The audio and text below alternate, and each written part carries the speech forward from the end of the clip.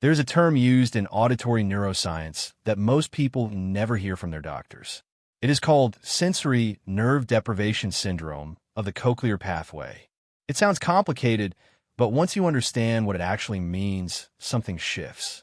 Because suddenly the sound that has been living inside your head, that ring, that hum, that high whistle that no one else in the room can hear, stops feeling like a mystery and starts feeling like a message.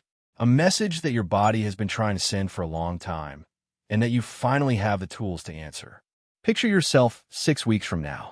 You're sitting somewhere calm, maybe your bedroom, maybe your kitchen in the early morning, and the silence is real, not forced, not masked by a fan or a white noise machine or the television you left on just to give your brain something else to focus on. The quiet is just there, natural, and you realize somewhere in the middle of that moment that you cannot remember the last time you noticed the ringing. Not because it was always there and you got used to it, but because it's softened, because something inside the delicate architecture of your inner ear finally started receiving what it had been starved of. That is not a fantasy for most people who follow a structured, nutritionally grounded approach. It is a documented, repeatable pattern. And today I want to walk you through exactly how it works. My name is Dr. Marcus Delane. I have spent the better part of 2 decades studying the relationship between cellular nutrition and neurological repair with a specific focus on auditory health. What I am about to share with you is not a cure in the pharmaceutical sense of the word. I want to be completely honest with you about that. What I am sharing is a system, a sequenced, evidence-informed nutritional protocol built around 8 specific biological factors that research shows are directly involved in the health and recovery capacity of the auditory nerve.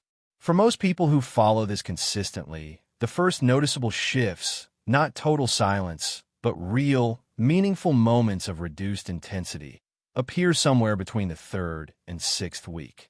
That timeline matters, and I will come back to it, because understanding why that window exists is the single most important thing I can tell you today. But first, let me explain what is actually happening inside your ear. Deep within the inner ear sits a structure called the cochlea. It is a fluid-filled spiral chamber lined with thousands of microscopic hair cells. These cells are responsible for converting sound waves into electrical signals that travel up the auditory nerve to your brain. Feeding this entire structure is a blood vessel so small it has no real backup system. If circulation to that vessel becomes sluggish because of inflammation, because of blood that is too thick, because of oxidative damage at the cellular level, those hair cells begin to misfire. They generate electrical signals when no sound is present. Your brain receives those signals and does exactly what it is designed to do. It interprets them, and what you experience is sound that has no external source. That is the mechanism behind most cases of chronic tinnitus. Not a disease in isolation, a symptom of a system under nutritional and circulatory stress. The first factor in this protocol addresses the most common and most underdiagnosed deficiency connected to this process. Zinc is the primary antioxidant defense of the inner ear.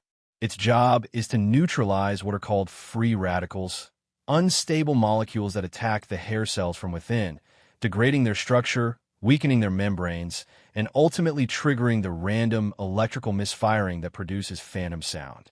When zinc levels drop, the inner ear is essentially left defenseless. Oxidative stress accumulates. Cell walls break down, and the hair cells, starved of their most essential protector, begin generating the noise you cannot turn off. What makes this particularly relevant is that zinc deficiency is extraordinarily common, especially in men over the age of 50. Studies suggest that roughly 1 in 4 men in that demographic is running below optimal levels. Not dangerously low in the sense that a blood panel would flag it as a crisis. Just low enough that the systems depending on zinc, including the delicate oxidative defense mechanism of the cochlea, are operating at a fraction of their intended capacity. And most people have no idea, because standard blood work rarely screens for it unless specifically requested. The best dietary sources of zinc for auditory health are oysters, grass-fed beef, and pumpkin seeds. 2 tablespoons of raw pumpkin seeds daily provides roughly 1/3 of your recommended intake.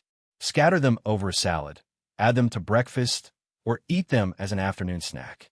If you're considering supplementation, the most bioavailable forms are zinc picolinate and zinc bisglycinate. A reasonable adult dose falls between 25 and 40 milligrams daily, but this should be discussed with your physician because high zinc intake over time can interfere with copper absorption, and that balance matters. The second factor is one that may be the most direct nutritional cause of the sound you are currently experiencing.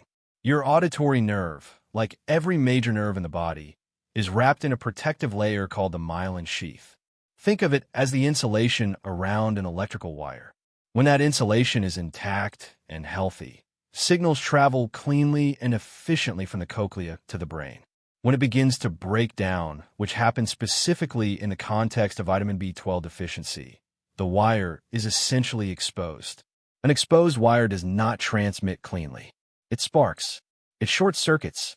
And those erratic electrical pulses are precisely what the brain interprets as ringing, buzzing, or hissing. Here is the part that most practitioners never explain. The standard laboratory reference range for B12 is not the same as the optimal range for nerve regeneration. It is entirely possible, and in fact quite common among people with persistent tinnitus, to have a B12 level that falls within the normal range on a blood test, while still being too low for the myelin sheath to repair itself effectively. Research published in a leading journal of ear, nose, and throat medicine found that B12 supplementation in patients with noise-related tinnitus produced measurable reductions in symptom severity within 8 to 12 weeks. The key is using the right form. Methylcobalamin, not cyanocobalamin. Cyanocobalamin is the synthetic, inexpensive version found in most generic multivitamins. Methylcobalamin is the form your nervous system can actually use directly. A sublingual dose of 1,000 micrograms daily is a reasonable starting point if testing is not immediately available. Food sources include wild salmon, sardines, beef liver, and eggs. If you consume these regularly and still experience symptoms, the problem may not be intake. It may be absorption. Certain widely prescribed medications, including common diabetes drugs and acid-reducing medications, are known to significantly impair B12 absorption at the digestive level. If you take either category regularly, a focused conversation with your doctor about your B12 status is genuinely worth having. The third factor connects something most people have experienced but rarely linked to their tinnitus. Think about the last time your ringing was at its worst. Was it after a stressful day? After a night of poor sleep? After a loud environment or a tense conversation? If the answer is yes, magnesium deficiency is very likely playing a central role in what you are experiencing. Here's why. When the body is under any form of stress, physical, emotional, or environmental, the brain releases a neurotransmitter called glutamate. Glutamate is the nervous system's accelerator. In appropriate quantities, it is essential for normal brain function, but in excess, it overstimulates the auditory neurons, forcing them to fire continuously, amplifying the phantom signals that produce tinnitus. Magnesium functions as the brake pedal in this system. It regulates a specific receptor in the brain, known as the NMDA receptor, which is the primary target of glutamate overload. Without sufficient magnesium, the auditory system runs at full throttle with nothing to regulate it. Research from a major North American university confirmed that magnesium deficiency significantly amplifies noise-induced cochlear damage, and that supplementation reduced tinnitus symptoms in a meaningful proportion of participants during a controlled clinical trial. Two powerful dietary sources are dark leafy greens, particularly spinach and Swiss chard, and dark chocolate with a cacao content of at least 70%. 1 cup of cooked spinach delivers approximately 40% of your daily magnesium requirement. For supplementation, look for magnesium glycinate or magnesium threonate. The threonate form crosses the blood-brain barrier more effectively than most other forms, which means it can act directly on the overactive auditory neurons responsible for generating phantom sound. A dose of 300 to 400 milligrams in the evening is standard. Evening specifically because magnesium also significantly improves sleep quality. And sleep, it turns out, is the primary window during which the auditory nerve conducts most of its active cellular repair. The fourth factor surprises most people because they associate it almost exclusively with bone health. Vitamin D3 functions far more like a hormone than a conventional vitamin. It activates receptors throughout the nervous system, including specific sites within the auditory pathway, and it directly regulates the genes responsible for protecting cochlear hair cells from oxidative damage. A study published in a respected journal of head and neck medicine found that patients with chronic tinnitus had significantly lower D3 levels compared to people without the condition. In a follow-up intervention, supplementation with D3 led to measurable improvements in tinnitus severity in participants who began with deficient or insufficient levels. The biological mechanism appears to operate on two fronts simultaneously. D3 reduces systemic inflammation, which improves blood flow through the cochlear artery, and it directly modulates the calcium channels within the hair cells that are involved in generating the phantom signals you experience as sound. Getting therapeutic levels of D3 from food alone is genuinely difficult. Fatty fish remain the best dietary source, but even consistent consumption rarely reaches the levels needed for neurological benefit. Most researchers in this area recommend a daily supplement of between 2,000 and 5,000 international units, taken with a fat-containing meal since D3 is fat-soluble. Critically, pair it with vitamin K2. K2 guides calcium to where it belongs in the body and prevents it from accumulating in soft tissue and arterial walls. D3 and K2 together do not simply add their effects, they multiply them.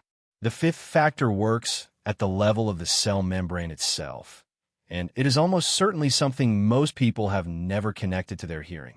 The hair cells lining the cochlea are composed largely of a fatty acid called docosahexaenoic acid, which is one of the primary omega-3 fatty acids. When your diet is chronically low in omega-3s, these membranes become structurally rigid, less fluid, less responsive to the microscopic vibrations that represent incoming sound. But there's a second mechanism that may be even more directly relevant to tinnitus. Omega-3 fatty acids reduce blood viscosity. They make the blood more fluid and easier to move through narrow vessels. And given what we know about the cochlear artery, that tiny, unsupported pipeline feeding the entire inner ear, even a modest improvement in blood fluidity can meaningfully increase the oxygen delivery reaching hair cells that may have been struggling for months or years. A combined analysis of multiple clinical trials found that regular omega-3 consumption was associated with a 31% reduction in age-related hearing decline in men over 50. Wild-caught fatty fish, salmon, mackerel, sardines, herring are the most bioavailable sources of DHA and EPA. 2 to 3 servings per week, baked or grilled rather than fried, delivers a meaningful therapeutic dose. For supplementation, look for a product that specifies at least 1,000 milligrams of combined DHA and EPA per serving. Algae oil is a worthy alternative. The DHA found in fish originates from the algae they consume. Algae oil gives you the same compound at its original source, without the fish entirely. Take omega-3 supplements with food, refrigerate the bottle after opening, and prioritize consistency over intensity. Now, the sixth and seventh factors. And these are the ones most likely to explain why nothing has worked for you before, even when you've tried some of these nutrients individually. 2 common substances actively block zinc absorption at the digestive level. The first is caffeine. 2 to 3 cups of coffee per day can reduce zinc absorption by as much as 30 to 40%, primarily by accelerating zinc excretion through the kidneys. This does not mean you need to eliminate coffee from your life. It means timing matters enormously. The second substance is a compound called phytates, found in processed grains and many breakfast cereals. Phytates bind to zinc molecules in the digestive tract, and remove them from the body before they can be absorbed. Many people who are making genuine nutritional efforts are simultaneously flushing away the mineral their auditory system needs most without ever realizing it. The solution is simple. Separate your zinc-rich foods or zinc supplement from your morning coffee by at least 90 minutes. If you eat oats regularly, soaking them overnight significantly reduces their phytate content. Take your zinc supplement in the evening with food, not in the morning. The eighth factor involves something you may be taking right now with the intention of protecting your health. Certain widely used medications are classified as ototoxic, meaning they have a documented capacity to chemically damage the hair cells of the inner ear. The most widely consumed ototoxic substance in the general population is aspirin, not an occasional tablet, but regular daily use at pain management doses. At this level, aspirin has been shown in research to reduce cochlear blood flow and damage the outer hair cells responsible for detecting sound. The effect is dose-dependent and, in many cases, partially reversible when identified early. But for someone who has been taking aspirin daily for months or years, the cumulative impact on hearing deserves a direct, informed conversation with their physician. Other potentially ototoxic agents include ibuprofen at high doses, certain diuretics, and specific classes of antibiotics. This is not a reason to stop any prescribed medication without guidance. It is a reason to ask one very specific, focused question at your next appointment. Are any of the medications I'm currently taking known to affect hearing or tinnitus? That single question, asked clearly, can open doors that have been closed without your knowledge. And now, the thing I held back at the beginning. The single error that renders everything else useless. Starting all of these interventions at the same time. When multiple supplements are introduced simultaneously, certain combinations compete directly for the same absorption pathways. Zinc and copper, iron and zinc, calcium and magnesium. Introducing all of them together, without structure or sequencing, produces a fraction of the benefit you would otherwise receive. The protocol that research and clinical experience support looks like this. During the first 2 weeks, focus exclusively on zinc and magnesium. Allow your baseline absorption pathways to stabilize before anything else is introduced.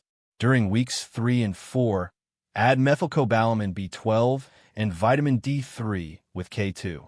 Your zinc levels at this stage are sufficient to support the enzymatic processes that make B12 conversion more efficient. From week 5 onward, introduce omega-3. At this point, the cell membranes of your cochlear hair cells are structurally prepared to integrate DHA effectively. Throughout every stage, separate all supplements from caffeine by a minimum of 90 minutes. And this is the part one most need you to hear, because it is where the majority of people abandon the process and conclude that nothing works. The auditory nerve regenerates slowly. The myelin sheath, once it begins rebuilding, requires time that cannot be compressed. The cochlear hair cells do not transform in 72 hours. The research consistently shows that the first genuine, noticeable changes in tinnitus severity emerge between weeks 3 and 6 of consistent, structured nutrition. The window between starting and seeing results, that quiet, ambiguous stretch of weeks 1 through 3, is where most people stop. They stop because they expected faster relief, and the absence of dramatic early change reads to them as failure. But that window is not failure. That is where the repair is actively happening, beneath the surface, at the cellular level, in ways that have not yet surfaced into your conscious experience, but are nonetheless real. Do not stop in the gap. To give you something concrete and practical to leave with today, here is a single meal that delivers all 5 core nutrients together in one sitting. Begin with approximately 150 grams of wild salmon, baked rather than fried. This provides your omega-3 fatty acids, a meaningful portion of your daily D3, and a significant contribution to your B12 requirement. Serve it over a bed of fresh spinach dressed simply with extra virgin olive oil and lemon juice. The spinach delivers magnesium. The olive oil provides the dietary fat necessary for D3 absorption. Scatter 2 tablespoons of raw pumpkin seeds across the top. That is your zinc. Finish the dish with freshly grated ginger, not powdered, fresh, because the active compounds in fresh ginger, known as gingerols and showgales, have been shown in peer-reviewed studies to support microcirculation, the movement of blood through the body's smallest vessels, potentially including the cochlear artery itself. One meal, 5 core nutrients, approximately 30 minutes of preparation. Is not complicated. Consistency is the entire strategy. Here is what to do immediately after this video. First, at your next routine medical appointment, request blood testing for both B12 and vitamin D3. Ask explicitly. These are not always included in standard panels unless you ask for them by name. Knowing your actual baseline completely changes the approach. Second, start zinc and magnesium this week, not next Monday, this week. Third, audit the medications you take regularly and ask the ototoxicity question at your next appointment. And fourth, understand clearly that the results you are working toward will not arrive in the first week. They will arrive in weeks 3 through 6 if you stay consistent. You have very likely been told at some point that nothing can be done about the ringing, that it is permanent, that the best available strategy is simply to learn to live with it. That framing is not based on the full picture of what nutritional science now understands about auditory nerve health. The hair cells can be supported. The myelin can begin to rebuild. The inflammatory and oxidative pressures compressing that tiny cochlear artery can be meaningfully reduced. None of this happens overnight, but it does happen for people who stay the course long enough to reach the window where the body's repair mechanisms finally catch up to the support being given. You deserve to know that it is possible, and now you know where to begin.